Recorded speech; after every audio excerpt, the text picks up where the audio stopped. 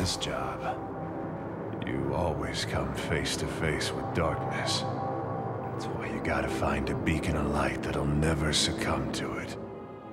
I tend to hit start on a Suda 51 game with an element of trepidation, Barjo. I just don't quite know what to make of his unique vision a lot of the time, although I have been surprised on a few occasions. He's probably best known for his No More Heroes franchise and more recently Lollipop Chainsaw. Suda certainly marches to the beat of his own drum.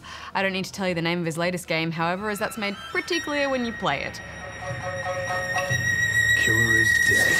Killer is dead. Killer is dead. Killer is dead. Killer is dead. Killer is dead. Isn't it a bit of a faux pas to say the title of the movie or game in the actual thing? Yeah, it totally is. It'd be like if Nathan Drake said, "We can't go any further. This land is uncharted." I was confused by this game right from the beginning, and then for the rest of it. Leave the rest to me. You play as Mondo, a katana-wielding assassin who takes on revenge kills for some kind of futuristic agency. A character you'll recognise if you've played other Suda 51 games such as Killer 7, which we haven't, but this isn't strictly a sequel anyway. What a strange place. You're thrown into your first job with very little explanation of the world you're in, or the creatures you're fighting. Everything is surreal and backwards, like you're in some kind of strange dream.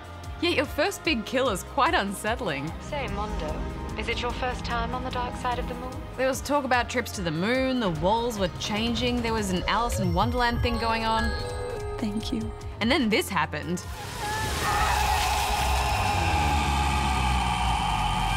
I mean, whatever, I killed it, but honestly, a bit of exposition would have been nice. I had no idea what was going on. There is a sense of that noir-like mystery that's trying to be created, but really, I just found it confusing. Not to mention all of the characters are awful. Suda 51 is kind of known for his misogynistic approach to female characters, and this is probably the best example of that. Every single female character in this game is vapid and over-sexualized, or just painfully annoying. I'm a loser! If you're gonna throw a tantrum, do it later. Yeah, there are even a bunch of challenges where you're supposed to essentially meet with a woman and try and fill up a horny meter in your brain by perving on her without her noticing your lecherous intentions. Don't stare at me so much. You're making me blush. Then keep her satisfied by buying her presents in between each round. Oh, you make me so happy. The challenges are optional, but if you just try and get along with the main story and ignore them, then the women keep popping up to remind you how sad and lonely they are waiting for your return. You haven't forgotten about me, have you? I can't wait to see you. Your main partner from the agency was slightly better. She seemed kind of cool. She rides a motorbike, but then halfway through one of the missions, she calls you up to tell you that she really likes jewelry and would quite like it if you bought her something at some point. So I think that just sums up Suda 51's approach towards women in general. Roger!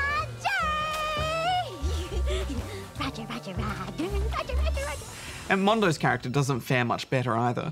Suda has likened this protagonist to kind of a darker James Bond character, but I didn't really get that at all.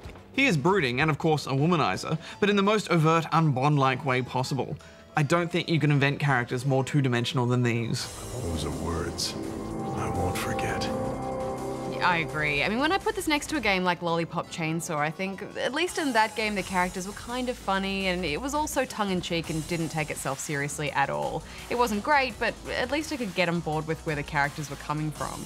This, however, was just really disappointing and dumb. Yeah, and the combat doesn't do anything to redeem it either. It's pretty average button mashy stuff, a few counters and combos, and a sword slashing finisher, similar to what we saw in Revengerance.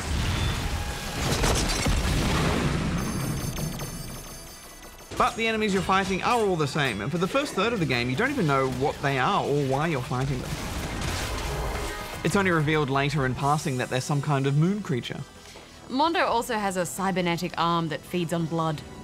And when charged with enough of it, it can transform into various objects like a gun, or its most exciting trick, transform into a normal hand to unlock doors.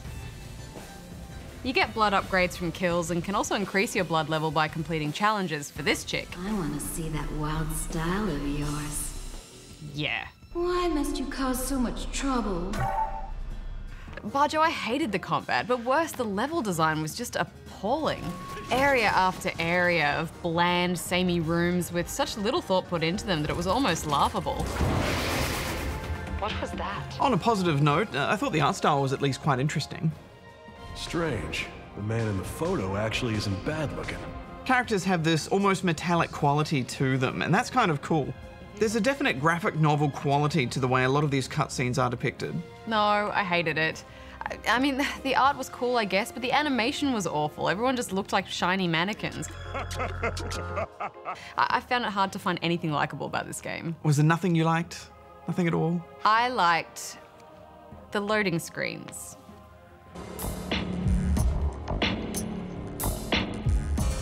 To add to the weirdness, I didn't quite understand the point to a lot of the dialogue. What was all that talk about boiled eggs?